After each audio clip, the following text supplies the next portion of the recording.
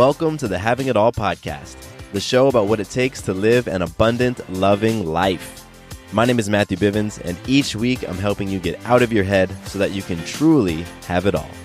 Let's do it.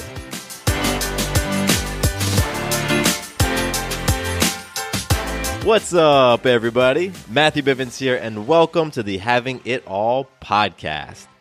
I'm excited that you're here with me on this Tuesday. Maybe it's morning for you, maybe it's afternoon, wherever you're at. But you're here.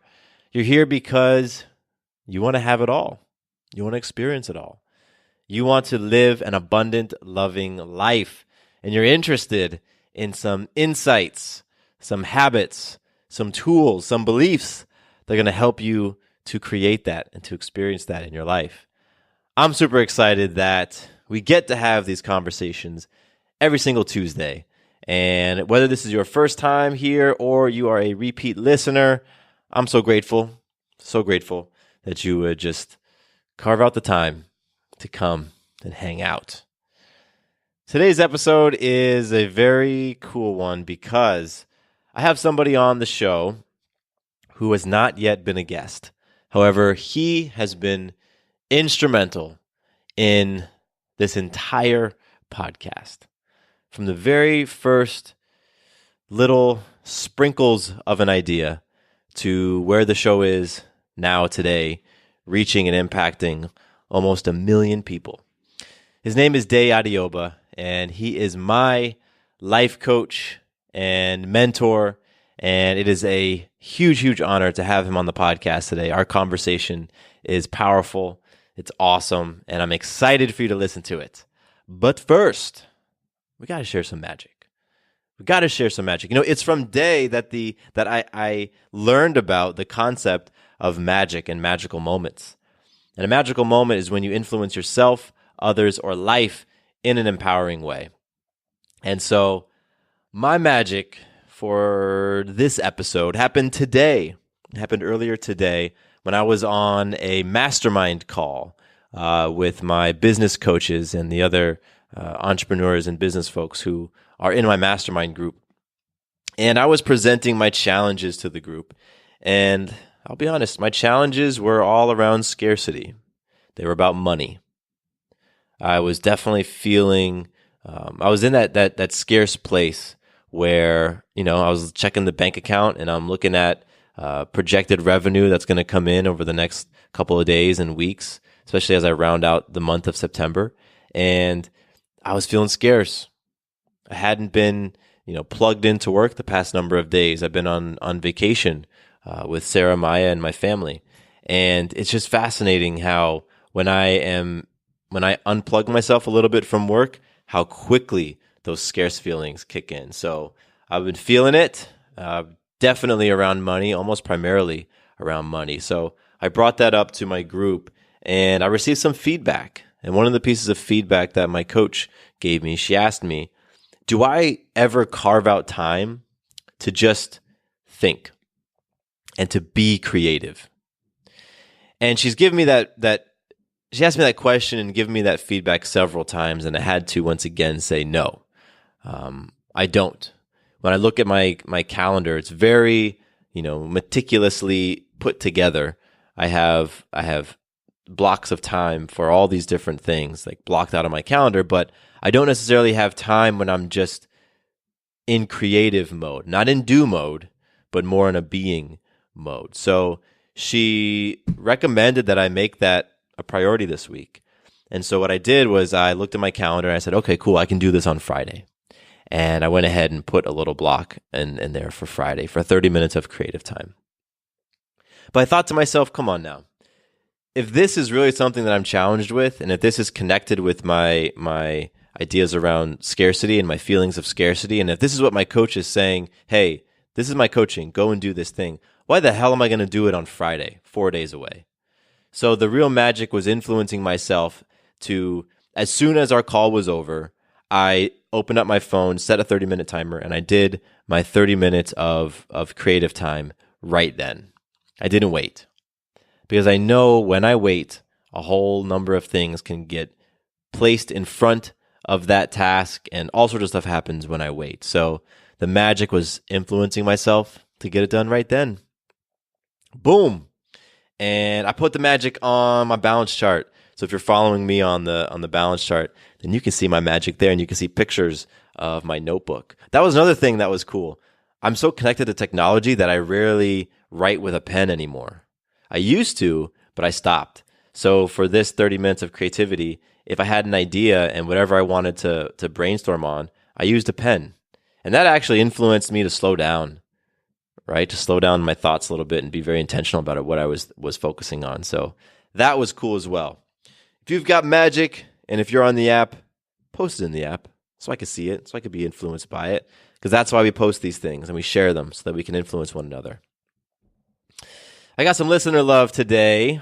Last week I shared, or in last episode, I shared some 1-star reviews from iTunes. Hadn't done that before, so I thought that would be a really cool thing to do.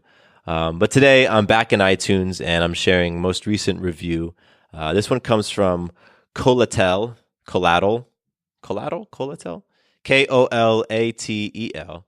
And they write, "Wonderful podcast. Just discovered this podcast yesterday. Has given me a lot to think about. Such great information." I appreciate you, Collatel. I hope I'm pronouncing your iTunes name correctly. I appreciate you because you said you just discovered the podcast yesterday, and you left that review on September 23rd. So it's 2 days. It's the 25th right now. So that means you discovered the podcast, and you felt inspired to go and create an account and leave a review. That's huge. That's amazing. That means so much. I love that whatever you listen to, whatever message you receive, really connected with where you were at in the moment. That's a beautiful thing. And the fact that it inspired you to take some action is amazing as well. So I appreciate you. It's a huge deposit when you go on iTunes or Apple Podcasts, same thing. And you, first of all, subscribe. Then you leave a rating, a star rating, and you give me a review. You know, that's a huge, huge deposit for me. And, you know, I don't take those things lightly. So thank you so much, Collatel, for doing that. And if you listening want to do the same, then hop on over to Apple Podcasts or go on to iTunes, and you can leave a rating and review. And don't forget to subscribe, because there's a good chance that Collatel discovered the show because the show has been climbing the ranks in self-help, and that helps new people discover it. And you may not realize that a lot of folks still don't know what a podcast is. A lot of people haven't listened to a podcast before, or they might think that podcasts cost money. But when you subscribe and when you do things like ratings and reviews, it helps to spread awareness, not only of this show, but of podcasting in general to folks. So I appreciate that. I appreciate it. Now, before I go into introing day, I have a couple of really, really cool things to announce. I think both of them you're going to really dig. The first is that the Trust Challenge is starting back up in October. It's starting up on October 1st. That's 6 days away. It's a week from yesterday. And that means for the... What are we doing? I've changed up the format a little bit. Starting October 1st, and for the next 5 weeks, we're going to be making deposits into our personal trust account. So for 5 weeks, we're going to be focusing on making a deposit into our emotional account, into our spiritual account, into our mental account, into our social account, and into our physical account. I want to make sure that we are hitting all of those areas and that we're having a very balanced approach to making those deposits. And why are we doing this? Why are we making deposits? We're doing it so that we can build our sense of trust within ourselves. I want you to know unequivocally, without a doubt, any time of day, that you can count on you. That when stuff is going crazy in your world, when people that you want to rely on are just acting up, and you feel like, I cannot count on anybody, guess what? You can count on yourself. You can count on yourself to show up powerfully for yourself and for others. And the way that you do that is you practice and you participate in the Trust Challenge, and you get reps making deposits into your account no matter what. So if you participated back in August, Same concept, but now I've added the new ingredient of having different themes for each week. And if you've never done it before, if you did not participate the first time, I totally recommend you do. It's 100% free. 100% free. All you want to do is you go to matthewbivens.com/trust. You fill out the little form where you declare what you are going to be making your deposit, what deposit you're going to be making into yourself, and that's it. And then each week, you'll be receiving an email from me as I guide you through making those powerful deposits and showing up for yourself. Oh, it's incredible. I gotten such great feedback from everybody who participated in August. It was almost 100 of you. That's awesome. So awesome. So that's coming back October 1, next Monday, matthewbivens.com/trust. That's where you learn more about it and sign up. And the next announcement is that I have 2 new coaching slots that are opening in October. So you may not know, but I work with individuals on a one-on-one basis to help them create their version of an abundant, loving life. And we'll sit down and we'll carve out that time each week. I'm showing up for you each week, and we're just moving through things. We're working on things. We're tapping into your greatness. I have a beautiful process called the 7 guidelines that I take you through. And I only work with a handful of people at a time because I really want to be able to provide that personal, intimate touch.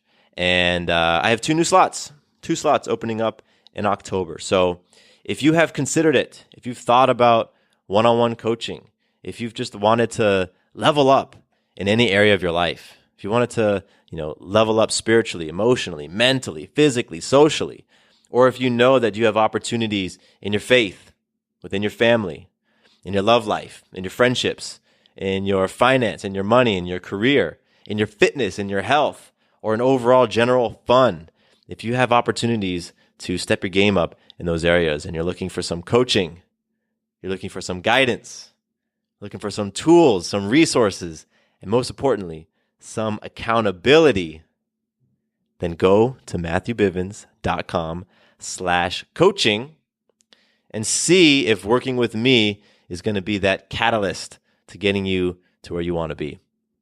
I love this work.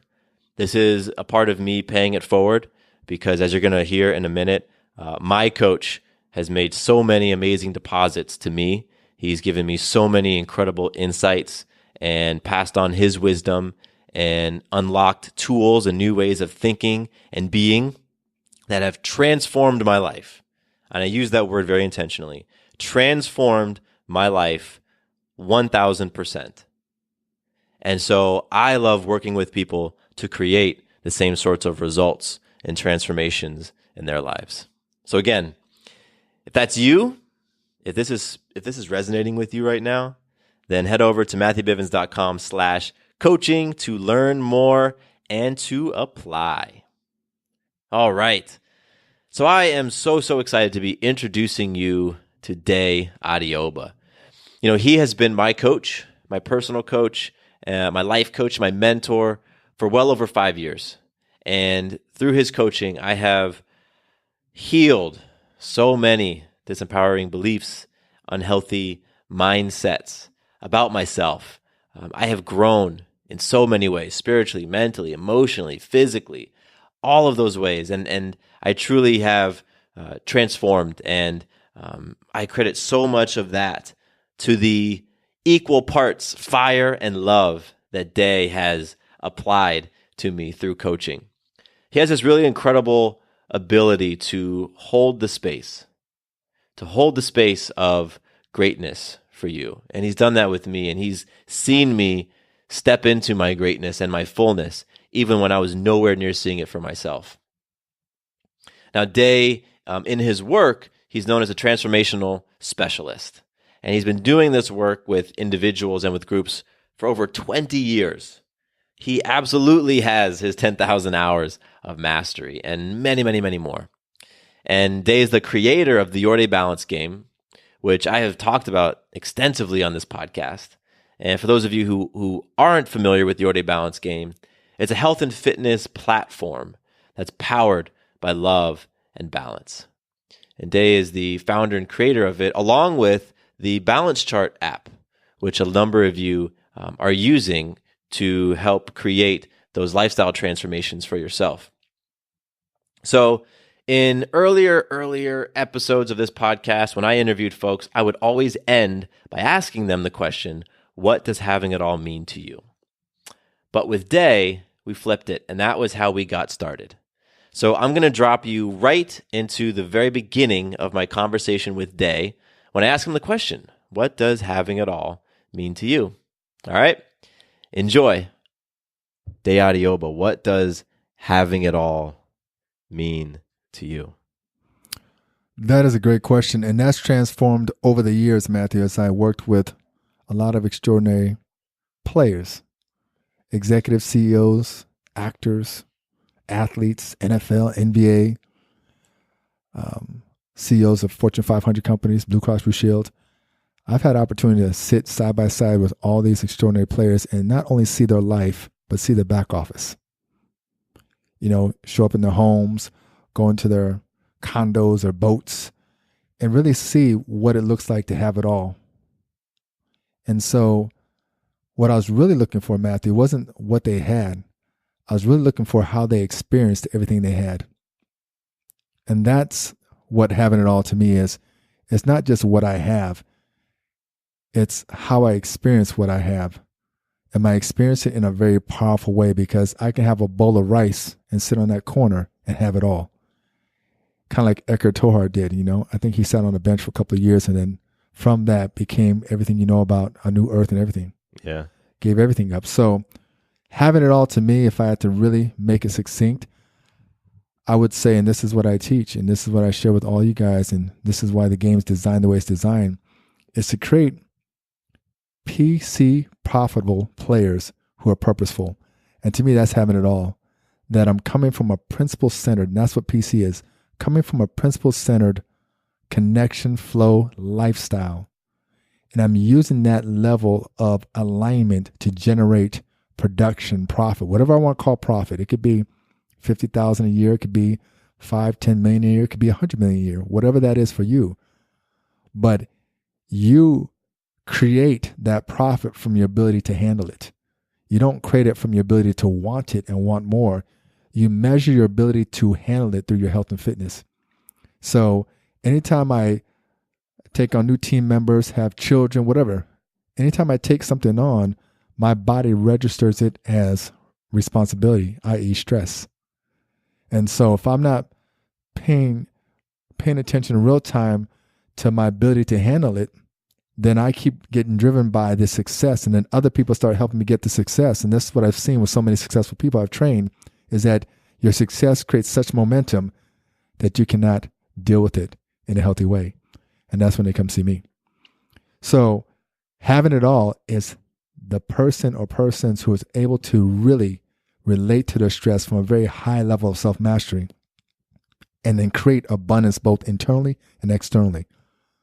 So once again, I call that PC generated profit. That means you're generating your profit from being very aligned with principles. And that's why people come to you, because you teach people how to become principle centered. That's where you got certified in this game, is to become a principle centered coach. And that's what a lot of people might not know fully, but that's what you're great at. And so once people understand, because most people don't even understand that conversation, and if they want to get their minds wrapped around that, they're going to have to go to 7 Habits as well and start reading that book. So you start getting an idea of the difference between spouse-centered, family-centered, principle-centered, things like that. Yeah. So PC-centered profit, that's purposeful. Because once you make that profit, the question is, how does it serve your family? How does it serve your community? And how does it serve your world? He or she who's able to live that lifestyle at a high level is having it all, to me. I dig that. I mean, that's what I'm playing for personally. Absolutely. So tell me, what does it look like? Because either in your life or in some of the folks that you've worked with, like, what does it look like when you are off of that? When you are more focused on the P, when you're letting that PC side go, or when that purpose piece is missing entirely? all kind of vistas and art is painted when that is off.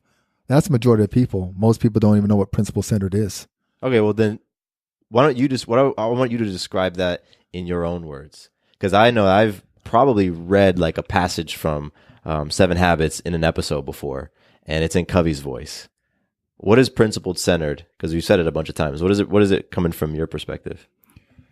And I'm going to keep circling it back to what you do, because this is what you do. You teach people how to do this, whether it's consciously or unconsciously. When they work with you, this is what they'll eventually learn how to become, because you're now principle centered.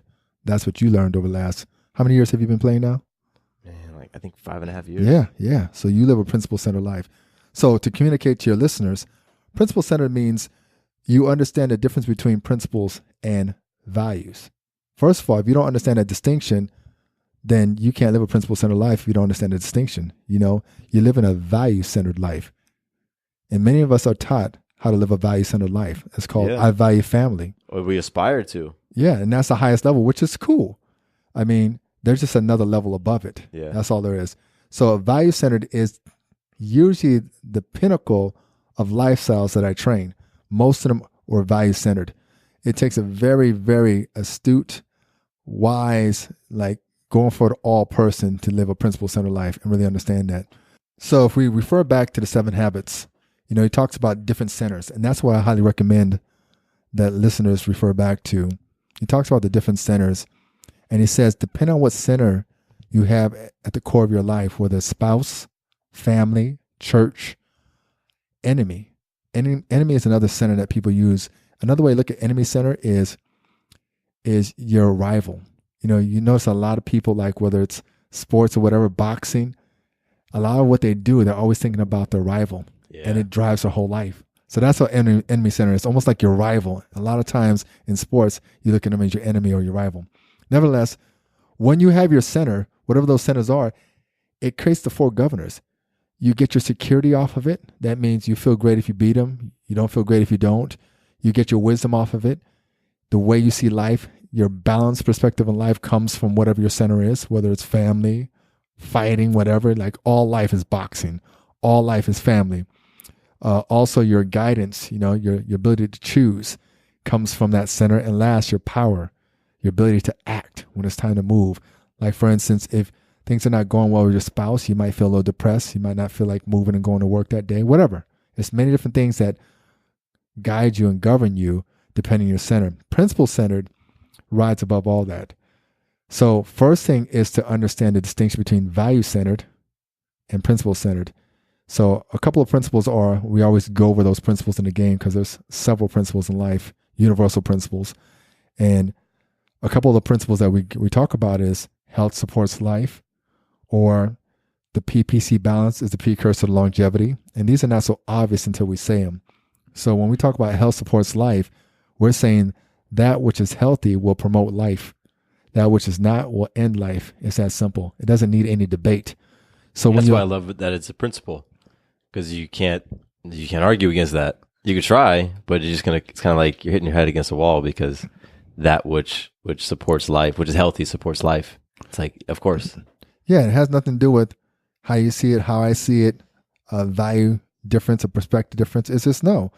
If you promote health, you will promote life. If you don't, you won't. It's simple. So that's what a principle is. It's a universal law that governs us all to a more effective way of living. That means when you align with it, you'll find life will move more powerfully, more effortlessly. When you don't, you're swimming upstream. You have to work a lot harder. That's it. Mm-hmm. So it's to understand those principles, like health supports life, the PPC balance, the precursor to longevity. That one's pretty much saying that if you take full responsibility for your health, the PC, production capability, and the P, the profit, you take full responsibility for your wealth, then you'll typically go longer. Someone doesn't have to shore you up on the health side and take care of you like doctors, and someone doesn't have to shore you up and take care of your finances and your food and all that stuff like philanthropic giving and stuff, because you can create that as well. So are you creating both sides? When you do that, you tend to go longer. The PPC balance is a precursor to longevity. So living your life according to those principles, that means you let those govern you. And then from that, your values take second seat to those. and you learn how to wrap your values around that. So you asked me a question earlier. What does it look like when people get off that? Most people are not principle centered. So it looks like this. It looks like if they come in here and they start training with me and I'm like, listen, right now we've done great running, exercising, eating well. However, your career is not serving you. I know it's serving your pocket. It's cranking out that money. You're a millionaire right now. You got 10 cars, you got this and that, but it's not aligned with who you are. And it doesn't really serve your greater self. It serves your egoic self. So Principle Center would say, okay, I'm going to surrender my career, whatever the case may be, to live according to my truest self, my highest self, and figure out how to create wealth from there. But most people have never thought like that, and it's a scary thing because you have everything banking on this act that you've created, this career that you're great at, but it's not really fully aligned with who you are because it's costing you your health. It's costing you your peace. Right there. That's why we can only get so far in training, because this thing you keep butting up against called whatever you're doing, it's not really making sense to you. It's not really serving a bigger purpose to you anymore. There's a lot of things that inform you that you're not aligned with your highest selves. And typically when you align with principles, they lead you to your highest self. One of the things I've heard you talk about just in our own conversations is that a lot of times when a person will jump in with a coach, in your case, like with a trainer, they'll make a lot of progress early on. And then they hit that thing that is truly keeping them stuck. So I imagine you've had so many examples of people who just get in and they're like all amped up to start working on their physical self, and they'll be moving and doing those things. And then they hit that spot where it's like, it's very evident that the fact that they're sitting in a career, focused on their P, and it's totally misaligned, and they've been sacrificing all those other things or giving up all those other things. It's like, now it's time to address this. Well said. A lot of us, we're just driven by our values. And the thing about values is it can serve us until it stops serving us. You see? Dig into that, because there's a number of folks on the line right now who are listening who are like, wait a minute, Matthew's been working with me on my values. So why are we doing this type of work? Ooh, that's huge. That's huge. Because a lot of our values are not governed or are aligned with principles. They're just aligned with society, our religions, what people say, what our family says. And after a while, you might realize it's not working for you. How do you know it's not working for you? You haven't hit this state of peace, this joy that comes from a greater source that's consistent. And a lot of people say that in their religion until I see it in their health. It's almost like a denial. They're like, yes, when I'm connected to God, I have this. I'm like, then why are you not healing? If you're that connected, why are you not healing? It's like it calls them on their bluff. So to me, truly being connected means everything transforms. Everything starts healing. You start letting go of what you don't need anymore. It's just amazing. So the reason why they're working on the values with you is because you're helping to rescript those values and to align it with something that's timeless. You see, in religion, in these things, you always have principles, but a lot of people don't understand what the principles are. So they think all this beliefs are principles as well, and that's where they get stuck. If you understand principles, then you can consciously choose what beliefs serve you and don't serve you.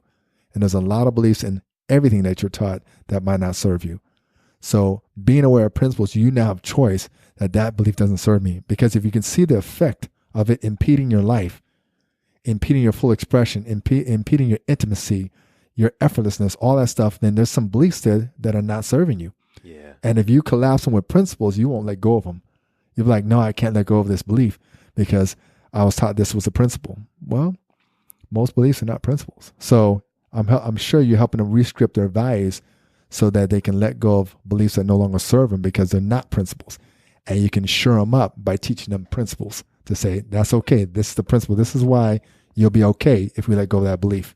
And they can just watch you and see how it's done. I know for myself, so prior to the work that we started, 5+ years ago, I wasn't even thinking in terms of principle, but I was behaving as if my beliefs were principle.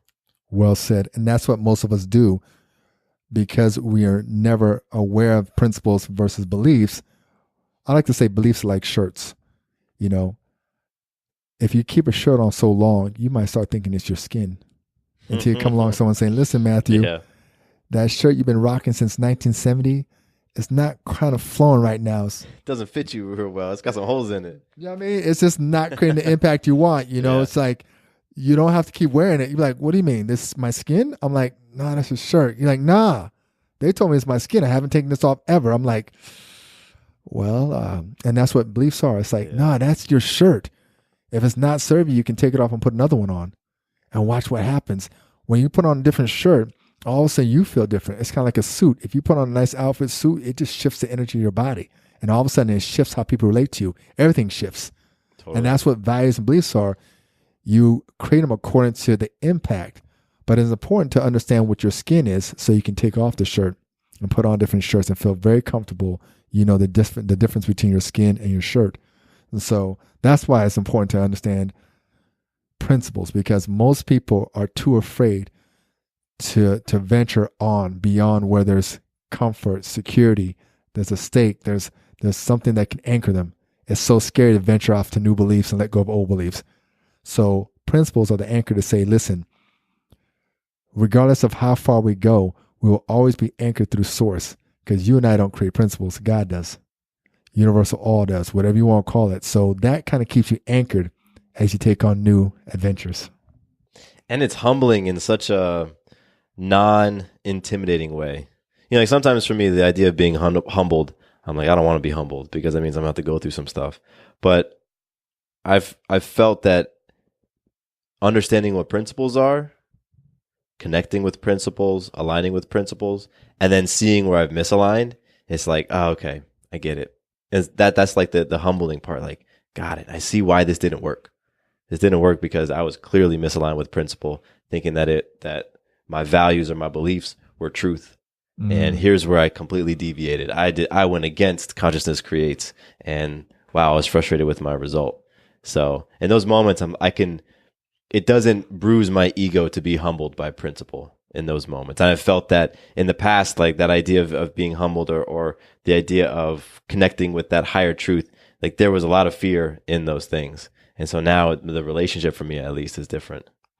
I think you said it best, and that's where I was going to lead to next. The biggest game that we're playing, and it's always been the biggest game, but it looks like a myriad of different things over the years, but it's love versus fear. It really is. That's the biggest game, because at the core of everything, it boils back down to, am I going to operate out of love in this moment or out of fear in this moment? And that's another thing that cannot be debated when you're operating out of it. When you operate out of love, there's a certain energy that moves through you. When you operate out of fear, there's a certain energy that moves through you. And because people are so secure with their beliefs that are not working, as soon as you go to disrupt them, what do you think comes up, love or fear? Total fear. Total a whole fear. lot, yes. I mean, and just speaking from experience, absolutely. Because it's uncomfortable, because you don't want to wear something new on, because your world has been constructed around these beliefs that you thought were truth and principle, and you think that your world's going to end or have to be totally rewritten or come crashing down if you adopt a new belief. And so I've been playing this game a long time, and I still watch how you throw something new at me and this fear comes up real quick, and it's like, okay, let me let go of that. My goal is to operate the majority of the time out of love. I'm not here to be perfect at all. My goal is my modus operandi is love. And so it gives me room to be challenged by new things and say, okay, that fear came up for a split second, but how do I relate to it? And did I operate out of it? And did I get back to that love and that surrender? So it's just a big game. And that's what I've been able to do to constantly increase my mastery around getting back to love instantaneously. And that's what masters are. It's not that you won't experience fear when new things come up, new ideas. It's the masters get back to it quicker than they get off it. That's it. And that's the big game. And that's what this game, YourDay Balance Game, presents you with a lot of challenges. So you can turn over all those stones where there might have been fears that you weren't even aware of. And there's a whole lot, and start dissolving them. As you dissolve those fears, your state of energy raises up. Your calibration raises naturally as a byproduct of dissolving fears. You just dropped like a dozen amazing things. I want to go back to one thing you just said, that mastery is about getting back on quicker. That's it. Because I know there's people out there right now who are thinking that if I get off, I failed. And what you're saying is, no, it's not about getting off. It's like you might get off. It's about how quick you get back on. You'll be off 97% of the time. Yeah, that's how it works. Stephen Covey says the best in 7 Habits. He says when you're flying from Atlanta to New York, he says 90% of the time the pilot's off and all he does is correct because he's getting feedback. And so he corrects and he always makes it to New York. So once you realize that you'll be off 90% of the time, you stop fearing being off. And you start playing to be on, and that's it. And that shifts everything. Yeah. Everything shifts in that moment when you get it. You know what's funny? There's longtime listeners who are like, Matthew said all this stuff like so many times, because there's like this is why I wanted to bring Day on the podcast, because so many things that I've talked about, from love versus fear, from what it looks like to be principle centered, from even the example of the plane flying from one location to another, is like, this is the man that first spoke those things to me that I really thought about, internalized, and then brought him to the podcast. So if you're kind of thinking some of this sounds familiar, there's a reason why. And if we go back to the beginning of the show, you asked, what is having it all to me? And I say it's creating PC generated profit that's purposeful. That means you're so on point in your self-mastery, your reps, and your lifestyle that you cut back to that principle over and over again. You use principles to make the majority of your choices, and you surrender to what the outcome is. And through that surrender, profit flows, production flows, people show up, wealth shows up. As to what level you can get it to flow, being so powerful in your principle and being so centered. And that's a challenge, because I've rarely seen somebody create a high level of profit being PC centered. Most people I've seen create high levels of profit is because they were using some of the other centers that for years people have used to create wealth, whether it's business centered, work centered, religion centered, in churches. I've seen it all. People create wealth all kind of ways, but I haven't seen too many people become very wealthy from PC centered. That means what's driving them is principles. So you said that, and what I took from what you said was that a large part of being able to ultimately create those profits, whatever it is that you want to create, maybe it's financial profits or other things, surrendering to principle is a big component of that. And you use the word surrender. All right. Surrender is something that I'm just constantly challenged with. But I've seen incredible amounts of surrender. Teach me in this podcast right now. Like, what are those things that allow you, that help you to surrender to what is more powerful, even though the act of surrendering, I don't know. I don't know what might go on in your mind, but I've just seen an incredible amount of surrender in you, from the game day experiences to things going down with family to entrepreneurial ventures. I'm constantly amazed and then inspired by your surrender. Thank you. Surrender. So faith, when we talk about the 6 F's, the 6 frameworks, we say the number one is faith. And the way we define faith in this game is trust and surrender. If you want to see someone that has a high level of faith in anything, you don't have to be religious to have a high level of faith. But that's typically what you associate to religion, high level of faith, which is great because they do have faith. When you see someone that has a high level of faith, 2 things look for. Where are they constantly surrendering, and where are they truly trusting? And so then we break down surrender to 2 things got to constantly happen in your practice for there to be surrender. And that's allowing and letting go. Where are you allowing? And where are you letting go? I read in one of Stephen Covey's books that he signed the foreword on. It talks about allowing is the principle, the first principle of community.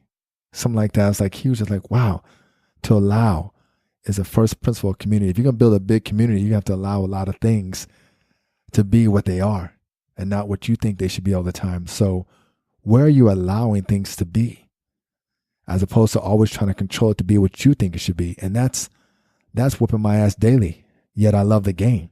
And that's why you see me, it's all a game to me. And the more I allow, the more I surrender. And the more I let go, I surrender. So letting go, we're so attached to so many things. How can you let go and let it flow, and let it be? So letting go and allowing are the 2 things you really want to see the practices show up in people's lives to see if they're truly surrendering. Because they say they're surrendering and they don't have day-to-day practice of allowing and letting go, then it's talk, it's hype. Letting go and allowing. What's your daily practice of allowing and letting go? I mean, in this case, I'm always, I got to do it every day because I have such powerful players around me. In my mind, I envision what it looks like to focus on one thing and move the game forward. At the same time, everybody has what lights them up, and so creating a space of allowing them to be authentic in their voice and to step forward and say, this is what I would like to do. This is what lights me up. That's a daily thing for me, to allow it to unfold the way it's going to unfold without having a preconceived idea of how it should unfold. That means how are we going to move this game forward so that 1 billion people are aware of it. It's stop thinking about it should be like this anymore. I've let go of that thought a long time ago. I'm like, well, I'm just going to allow the players to show up the way they show up, to be who they choose to be. And I'm going to let go of these preconceived ideas of what it should be daily, to allow it to be what the universe has in store, because I already put the order in. So now it's going to take true faith to see if I truly trust the universe and trust the way it's going to deliver. And it's usually greater than you can ever imagine. So my daily practice is hearing the choices people are making to move their businesses forward and things like that, and just constantly sitting in a space of allowing, and letting that to be, in my heart, in the space I hold inside from what they don't hear me say. Like, okay, allow. And then letting go of any time frame, letting go of any way it should look, and just being attuned with that energy, that love, that harmony, that allowing, that surrender, that faith, and trusting that's already happened. Did that give you some idea of what I do daily as far as internal work? Absolutely. And it's funny that the alarm went off, because that's an example of me not surrendering. That alarm was to signal that, hey, it's 6 o'clock, so it's play camp time, as opposed to just allowing this conversation to flow. Okay. So that's funny that it's apropos that it goes off in that moment, because just letting things be, as opposed to trying to control, hey, let's have a powerful conversation within 45 minutes. It's like, no, this conversation is going to unfold the way it's going to unfold. Wow. Another example is I have so many amazing players around me, and, I coach. All day I give feedback and coach. So you give some of these players and close people, family members, wisdom, and you say, okay, this is what you come to me for. You say, how do I create this result? And you give them the process in order to create it, and they come up with every idea in the book why they shouldn't be doing it. Why does it have to look this way? It goes deep. And so at that point, I've got to let go. It's like, I can't be more attached to your beautiful vista and your outcome. I can't be attached to it, because you might not ever get there. You might be so stuck. I've got to let go you ever getting it. And that's a daily practice. The space I hold for people is so deep and so profound that if I'm not letting go them ever getting it, it'll destroy me. How much I really would love them to get it. What just came up for me when you said that? You talked a little bit earlier about people taking on new things in their lives, taking on kids, taking on jobs, and things like that. The idea of surrender for me is like, the more stuff that you take on in your life, the more surrender you want to be utilizing. If you're truly going to have it all. Most people don't do that. The more they take on, the more they hold on to. And that's what destroys them every time. That's when they show up here. They want me to give them a diet or a routine, and that can never make up for the level of your attachment and your misalignment. And so that's why we say in this game, 20% of your results is fitness, 30% is lifestyle, and that includes nutrition, and 50% is consciousness. It's your awareness of your relationship to everything. Are you attached to it? Or are you simply a conduit, allowing your wealth and what you create to flow through you and never being attached to it? Will you truly be whole and complete, whether you have it or not? A lot of people talk it, but a lot of people never really get to that state, because as soon as it's time to let go of things that no longer serve you, you see the level of attachment. Oh, yeah. It made me think of The Matrix, right? Like, I know for a lot of transformations I wanted to make, whether it was physical, emotional, mental, I wanted to just take a pill. Right? To be presented with an option, like, let's just take a pill, and then you're just in a whole new state of being. But you can't take a pill that's going to allow you to release attachments. Ooh. Like there's a process to that. Getting you to the space where you're at right now, where you aren't enjoying the experience that you're having. It took time to get there. Well, if you and I come up with that pill, that's $1 billion. You take this pill, all attachments go. I mean, geez, I'm sure there's folks out there who have tried and who will make claims like that. And I know, drugs for me was a version of that, because when I was high, I wasn't thinking about the things that I was so attached to, which is funny because then I ended up forming an attachment to the drug. Boom. Get you either way. Yeah. There's no shortcut. That's what I was going to say. It's like either way, you'll become attached to that substance. So Totally. That's hilarious. So it's a practice and there's no shortcut to it. And nobody can outsmart it. I love the fact that there's so many geniuses that sat in my chair or sat in your chair and talked to me over the years. And I'm like, genius is, there's many different forms of genius, but most people understand genius from a standpoint of mental, like mentally smart. And if you don't focus, and that's what I love about what you're doing in your next 30-day challenge, you're getting to focus on all 5 of their wheels. But if you don't focus on your mental, your emotional, your social, your physical, and your spiritual, if you don't focus on all 5, then focusing on one will take you out. And that's my biggest challenge when I coach people. It's like their mental's so strong, they're not willing to let go of it. And it stops them from really becoming fully powerful because your mental will can't carry all 5. Yeah. I know that I can be in my head a lot, and I know that for me, I've felt like my mental will could carry it all. Well, and it's not hard to measure the outcome of it. I see it in a lot of less than powerful relationships, intimacy, things like that. Is when your mental will is carrying it all, you're just not going to be as masterful in your emotions, and there's books out there. They say probably 60 to 70% of your success is emotional mastery, not mental mastery. I get it. I mean, so many of the things that we've talked about, whether it's in a COI or in one-on-one conversations, is about the emotions. It's about how I'm relating to all of it, right? It's about all of that stuff. So, all right, let's take it back to your definition of having it all, the PPC that has the purpose. Because we talked a little bit about the P, we talked a little bit about the PC, we talked about surrender. Purpose is interesting. I actually have an Instagram post that I want to read to you that brings up this idea of purpose. And I think a lot of people they struggle with what is my purpose and feel pressure to understand their purpose. And then here you are saying in order to have it all, there has to be a purpose component to it. So talk to me about what is the purpose piece for you and how you define having it all. Purpose is, there's many different types of purpose. My purpose could be to create the greatest bomb in the world and blow things up, call it Hiroshima. And that was your purpose, to create it. So purpose doesn't necessarily have to serve humanity in an empowering way. You can have many different purpose and it can be notorious.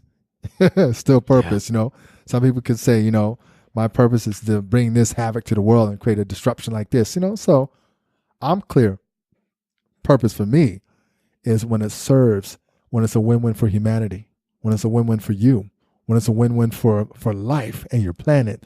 So everything is improved upon, is healed, is moving towards health. Not healed, but it's moving towards health. It's moving towards vibrating higher and a faster, more powerful entity. So purpose is serving, first of all, when we say PC, generated profit, you're already taking care of the golden goose because that's you.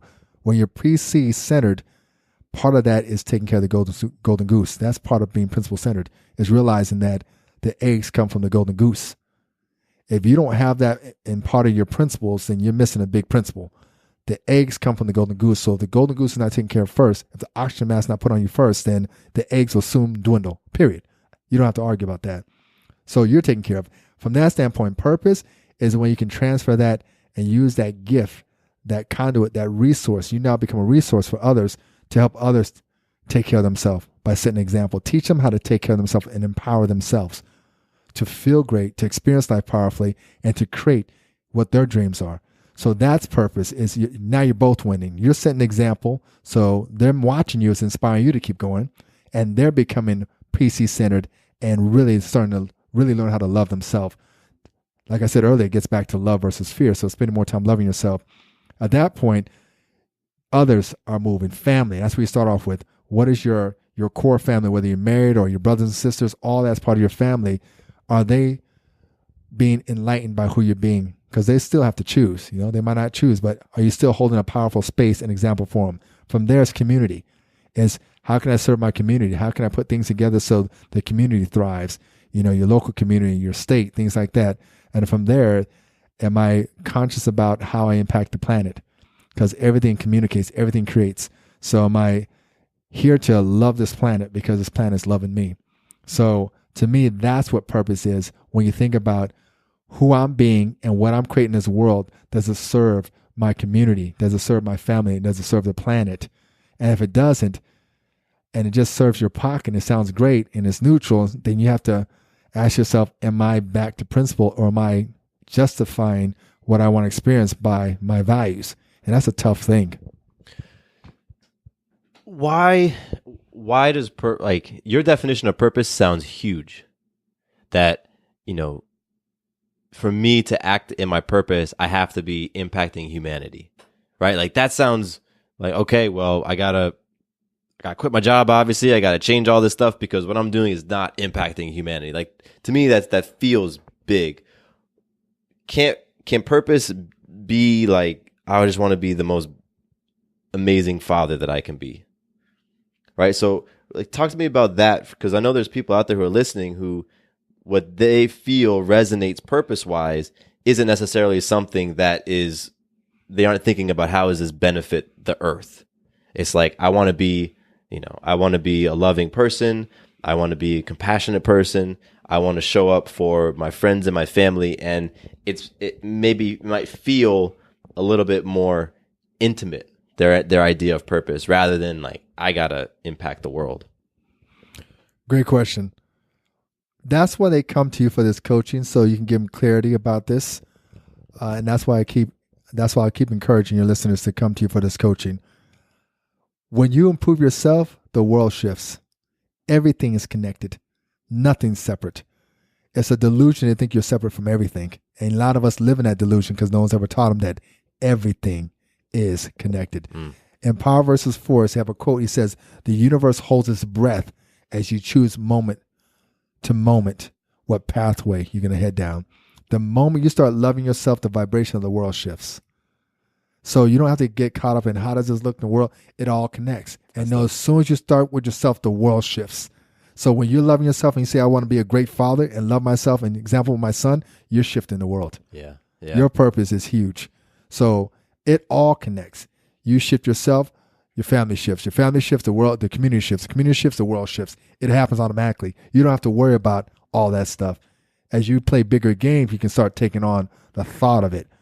But all you got to do is start loving yourself and being an example. So I love that response. And I really didn't know where you were going to go with that. That was really cool.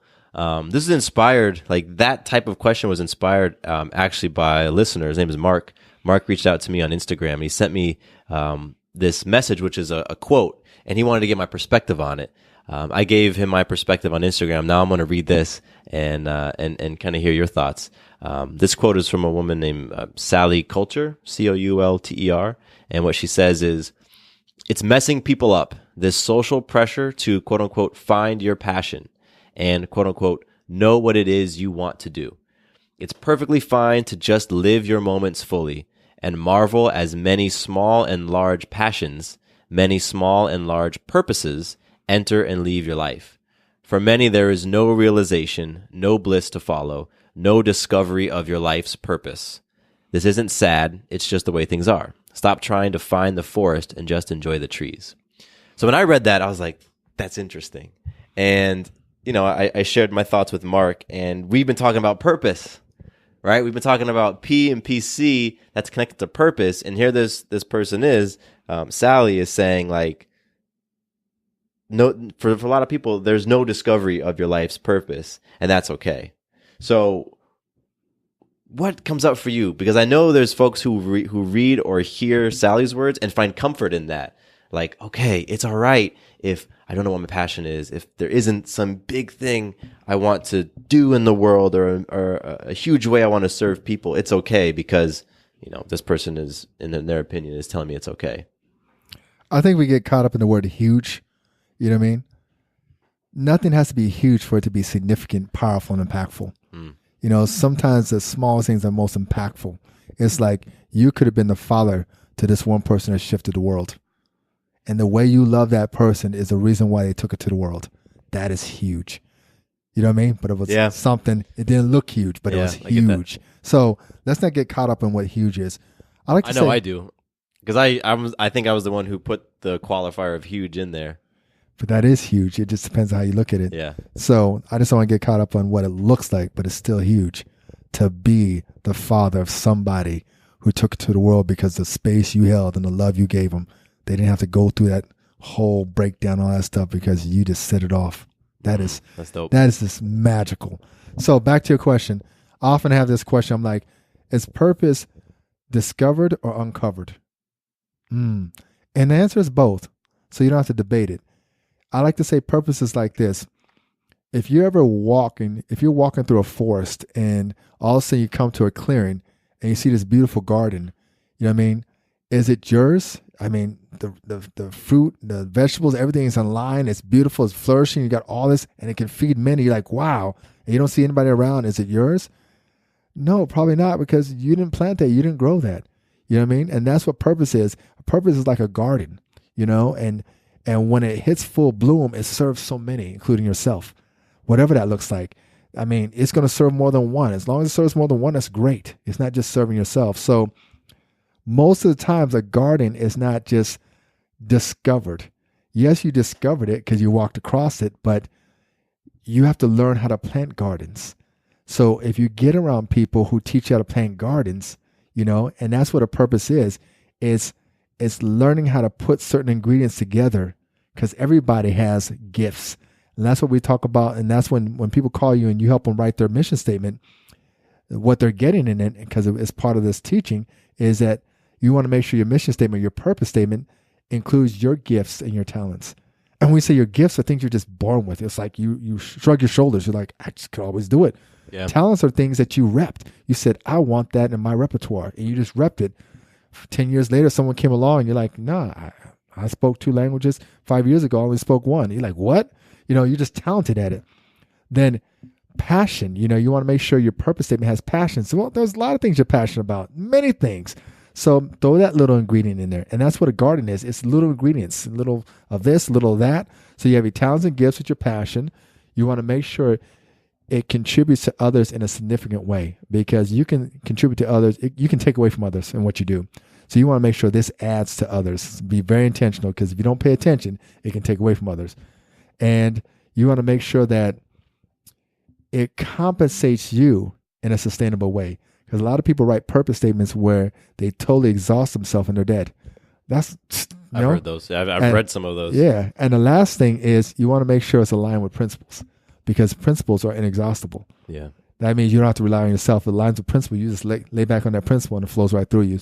You put those ingredients in there and you will come across and you will create your purpose. Everybody can do it. No questions asked. So I hear that. And that's one perspective for those who feel I can't. Nah, nobody. What God has blessed us all with, God has blessed us all with. And if you're truly intentional about it and you truly choose it, you have talents and gifts, you have passions, you have contribution to others, you have ways you like to be served, and you can align with principles.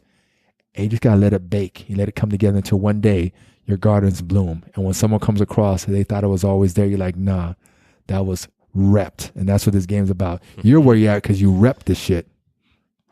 That's dope. I love that. That's cool. I always appreciate you, Day. Like, I can just throw stuff at you, and I don't know. You just flow with things.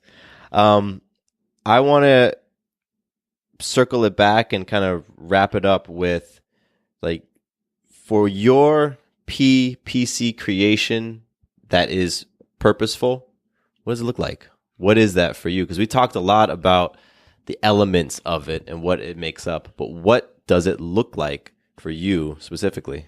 Most of the time, you don't know what that garden's going to look like until it blooms and it comes out. And you just don't know. You just got, that's why faith is so important. You got to say, you got to keep asking yourself, is my talents and gifts in there? Is my passion? And let it do what it does. It's always going to come out greater than you can ever expect it. I did not have any vision of being where I'm at today years ago because this kind of career and this kind of position wasn't taught. You know, as a lifestyle coach through health and fitness, you know, that's not really a career or a trainer. That wasn't a career back when I was growing up. So I thought I was going to be an engineer, electrical engineer, things that you're taught, you know. So I started putting it together, and then this is what came out because I kept following what my body, what my attunement was telling me. What does it look like for me? Now that it's fully baked and it's come out, it's pretty amazing.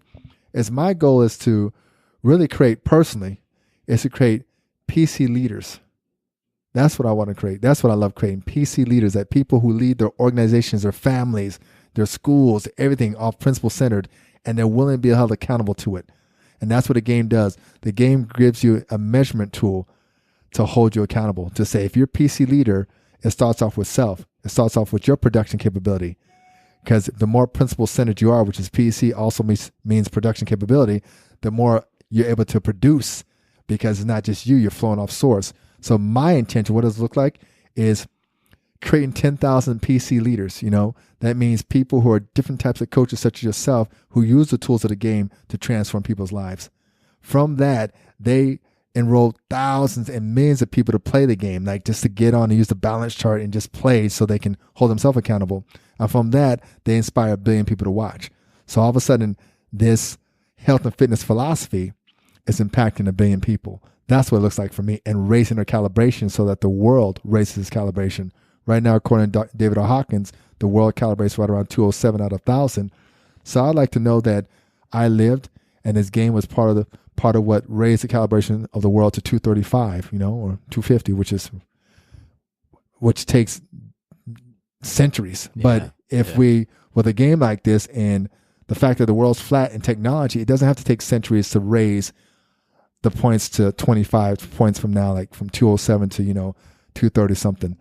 And keep in mind, like you said earlier, most people only go 5 points their whole life in calibration. So I love it because the game will raise your calibration.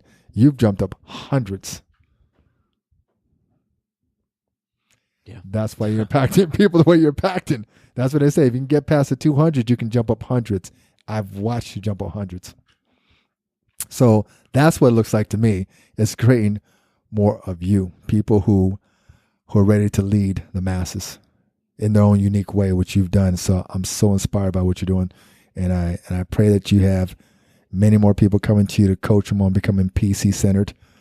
And call Matthew and get on it. He's going to walk you through becoming PC centered. Yes. I appreciate you, Day. This conversation was very cool personally for me to be on this side of the mic because you've interviewed me on your podcast, the Make Every Day Your Day podcast. And that was a great experience. And you have walked with me as this show has grown its legs over the past 2.5 years. And, as you said at the top, you were there in the COI where we were coming up with the ideas and where the name Having It All came from. And, you were there helping, you created the acronym ALL, Abundant Loving Life. Like there's so many, like your hands are all in this. And so to now have you on the podcast is tremendous. So I appreciate you so much for who you are, who you have been, for yourself, for me, for the community, and just who you continue to be. Because, we talked about this, I think last week, the difference between being inspired and being motivated. And I truly have been inspired by you and being in your energy and being in your presence, because being around you and that energy has gotten me to take action. And that's what the inspiration is. Like there's an action component as opposed to I just feel great when I'm in your energy. No, by watching you and being around you, I've been like, damn, that's what it looks like to surrender. That's what it looks like to come from love. That's what it looks like to live through principle. All right, I'm going to now act and shift some things. So Day, I appreciate you for who you are. And I appreciate you for just hanging out with me for the last I don't even know, 45 minutes. Well, I'm humbled, as you always do. Give me an opportunity to look back on myself and stay humbled.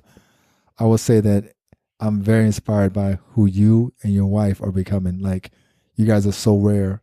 I've worked with thousands of people, and I can't think but a handful that's made it this far, if that has made it this far.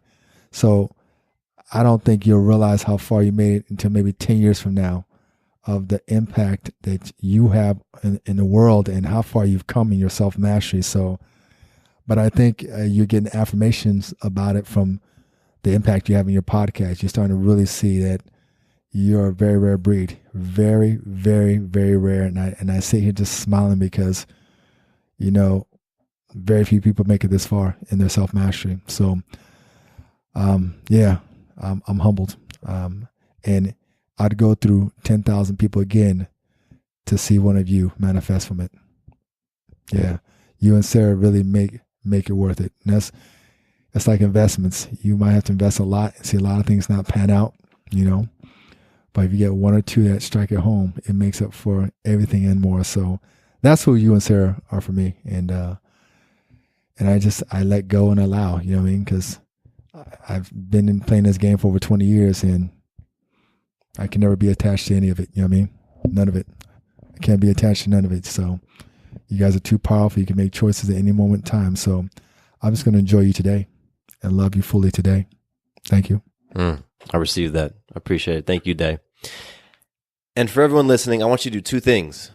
I know you dig podcasts because you're listening to this podcast. So Day has a daily podcast called the Make Everyday Your Day podcast. 7 days a week, Day gets behind the mic and he delivers just everything that we talked about in this last however long times 10. Go check it out. It's on iTunes, Google Play, all that stuff. I know because I produce it. Day's the man behind the mic. I'm the man who's getting everything published. So go check it out. That's the Make Everyday Your Day podcast. That's the first thing I want you to do. The second thing is if you are in the Atlanta area and can come and just be in the energy of Day in the Your Day playground, great. Hit me up. I'll give you the address. You can come by. If you can't, the next best thing is to watch Day on the Balance Chart app so you can see how this man is living. You can see his habits day in and day out. And to do that, go to theydbg.com, download the app, go check out Day, go follow him, go watch him on the YourDay Balance Game app. His name is spelled DAYADEOGBA. Guarantee you'll be influenced by seeing the habits that Day is posting day in and day out. And man, once again, appreciate you, Day. Love you. Man, I love you too, man. I like to add this to it.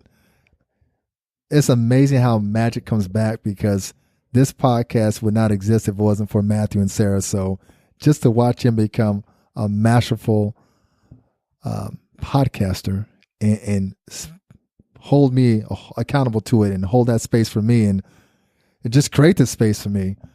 I can't express to you the win-win. Like, this podcast exists because of Matthew and Sarah. So they're holding me to the fire. I thank them. Make Everyday Your Podcast wouldn't exist right now if it wasn't for them.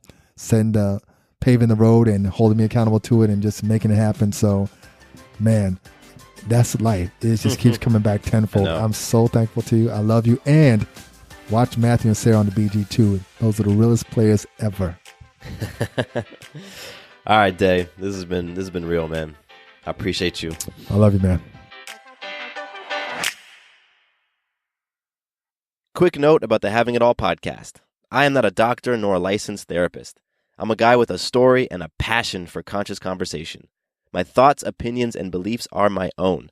So please consult with your doctor or healthcare provider regarding any questions or issues you have related to your personal, physical, or mental health.